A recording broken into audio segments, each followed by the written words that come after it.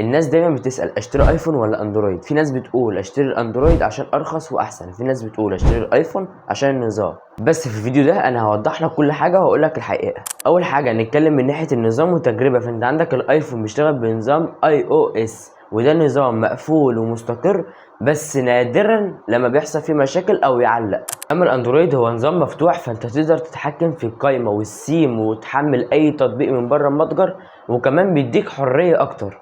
لكن باختصار الايفون بيديك تجربة جاهزة وسلسة، لكن الاندرويد هو بيديك الحرية والاختيارات. تاني حاجة هنتكلم من ناحية الاداء والبطارية. فالايفون متفوق جدا جدا جدا في الاداء، وده لان النظام معمول مخصوص للهاردوير. حتى لو الرام 4 جيجا فانت هتلاقيه سلس وما بيعلقش معاك. لكن الاداء في الاندرويد بيختلف عن حسب جهاز لجهاز ورامات.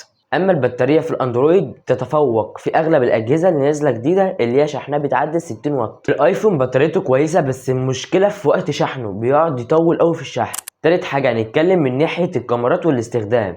فانت لو بتحب التصوير والفيديوهات وصناعه المحتوى فانا انصحك بالايفون، لان المعالجه المتقدمه في الايفون بتاعت الكاميرات حلوه. لكن لو بتحب تعدل على الصور فالاندرويد بيديك خيارات اقوى وتطبيقات اقوى في تعديل الصور، وكمان تطبيقات زي سناب شات او انستجرام، فدي بتشتغل احسن على الايفون.